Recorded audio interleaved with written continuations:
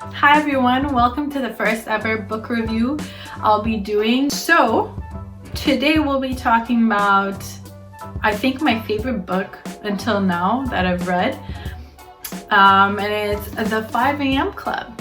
When love comes in, ooh, la, la, la. Probably heard of Robin Sharma, the author of the 5 a.m. Club. He's written many books, which maybe you've heard of.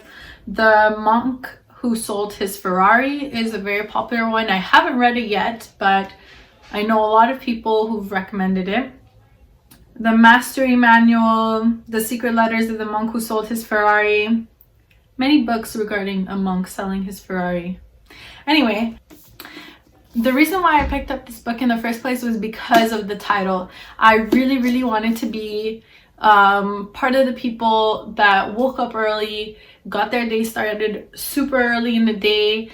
I was the type of person that would sleep in, go to work, go to school, and then whatever important stuff I had to do, well, I'll leave it for 11 p.m. that night. And I thought I was a night owl, but it was just a force of habit of procrastinating and laziness that led me to be a night owl, which I'm not saying it's a bad thing. I'm just saying for me, it was harmful because it wasn't really producing any good quality content for my life or for anything else that I wanted to do. So if you followed me before, you know that I've written a few articles on my blog stating success qualities or traits for CEOs and really successful people. And one of them was that they woke up at 5 a.m. or around the same time that the sun rose to get their day started. And the next thing is that they would exercise and journal and write out their gratitude and all these lists that, you know, I could even share with you guys one of my articles. So I was thinking to myself, if super successful people are still waking up every single day at 5 a.m., 6 a.m., maybe even earlier, because I know Grant Cardone wakes up at like 4 a.m. and goes to the gym. If they're still doing it and they're stinking filthy rich, then there's a problem. I think something we haven't understood until now. So I was like, okay, how do I get myself to wake up at that time? If you've tried it at all, you probably wake up at 5 a.m. one day, and then the next day you're like, oh, I'm so tired, let's snooze until 6 a.m. And then the next day 7, and then the next day you're like, oh my god, I have to rush out the door. It's not fun, and you can't really keep it up consistently. So when I came across this book, I was like, okay, there's one thing that this could tell me, and is how to keep consistently waking up at 5 a.m. But not only that, what to do right after you wake up. Because maybe some of you have no problem waking up at 5 a.m. But then you're probably like, okay, what do I do now? This is a waste of time. I'm up at 5 a.m. So that's mainly what goes on in this book. Why do I like it so much? Because it's not like any other theory books out there. Honestly, it's like a story that teaches you a lesson. And not just a lesson, many. So Robin Sharma created 4 characters. One of them being a spellbinder. That's his name in the book. The other one being a multi-millionaire. Stone Riley is his name, and he also goes by the homeless man. And then you have an entrepreneur and an artist. So the way this book flows, it starts off by giving you an insight into the entrepreneur's life, and it's not the life that you would expect being an entrepreneur and a CEO of your own company. And then it shows how she transforms with the lessons that is taught through this book. And the person teaching them is the Spellbinder and Stone Riley, Mr. Riley, the super millionaire. Okay, with her, she also finds a friend. I won't tell you what happens throughout the story because it's kind of fun to figure out what, it's a story in the end. It's not just a theory book. So the artist comes along and they together become mentees of the Spellbinder and the CEO. And the whole idea is to get them into the 5 a.m. club and have them like do all the tasks, just all the disciplinary stuff that you need to do to keep at it every single day. So anyway, you learn about the entrepreneur, you learn about the artists and how they're struggling in their own ways. And then you also learn about the struggles and the victories for them both, but also of the Spellbinder and the CEO. So in this book, they're showing also not just different characters of people who like to be successful, but they're also taking the super successful CEO and portraying them as a goofy person. Because most of us, when we think about super successful people, I've been saying super a lot because like you need to understand, in this book, they're portrayed as billionaires. So when we think of billionaires in general, we think they're really cold, disciplined, strict, like maybe smile in between, but they're not crazy people. They're not gonna jump around and like be in your face and like blah.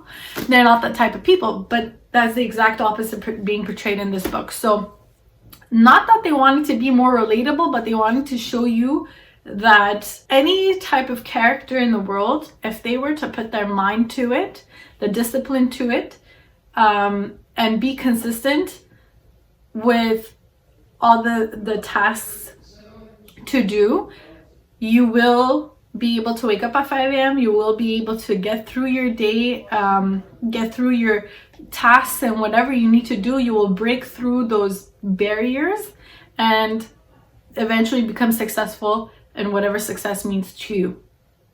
So that's the story you go through. You learn about the entrepreneur, the artist, and how the study of the 5 a.m. club comes about. And you'll also see how they implement it into their lives and basically reach their success. So that's the gist of it. There are in total 17 chapters and then an epilogue, so 314 pages, okay? Personally, I've read this book twice. Took me longer the first time to finish it. Took me 3 days to finish it the second time. And trust me when I tell you, I'll be reading it again and again and again. So the main theories that I personally liked, I'll share with you. So anyone who has never read a self-help or personal development book prior to this, I strongly suggest you pick up the 5 a.m. club first thing. And I'll tell you why. It's because every single other book that I've read about the same theories, not exactly all of them in one book, but let's say one chapter in another book would be about morning routine. Another book would say, oh, successful people do this in their day, or another article will say 5 top things most successful people do in their days. They all talk about the same theories, the same disciplinary tasks, but they don't get into the great detail that this book does in explaining why and the scientific background of how it affects your brain and your body to learn better and to apply what it is you need to do throughout your day to become better. So let me share with you 2 of my favorite theories or methods.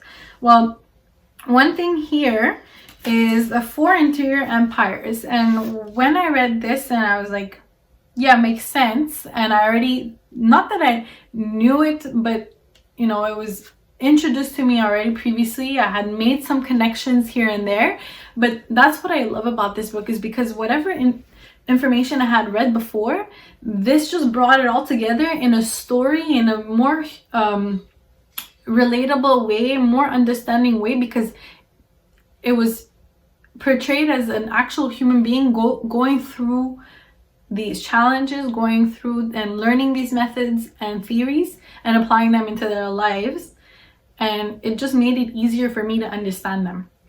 So here it says the 4 interior empires, so within yourself. Number 1 being your mindset, so your psychology. Number 2 being your heart set, your emotionality. Number 3 being your health set, your physicality. And number 4, your soul set, so your spirituality. All of these 4 need to be worked on every single day. They need to be balanced, and not like a work family balance lifestyle that you hear about. No, it's you, yourself, your mind, your physical, your spiritual, your emotional, all together, strong, basically. And the other formula that I really love, and it's the main thing of this book, is the 2020 formula. Sorry, the 2020 formula. And it's basically the breakdown of what you do within your first hour of waking. 5 a.m. you wake up until 6 a.m. What do you do to optimize your day? So I don't want to get into the greatest details here, because I really wish and hope that you do pick up this book and read it. I just want to reinforce the fact that this book not only is for you to read and toss, it's for you to read and read and read and read again. And at the end of the book, it also gives you tools to better apply these. And the more you read the book, the more you'll understand some of the theories. Maybe you'll start with the 20-20-20 formula, and then eventually apply the schedule that they suggest that a person should have with a morning ritual, and how to break down your day, what to do during your day, not necessarily what to do as work, but like how to break it down so that your energy is best used.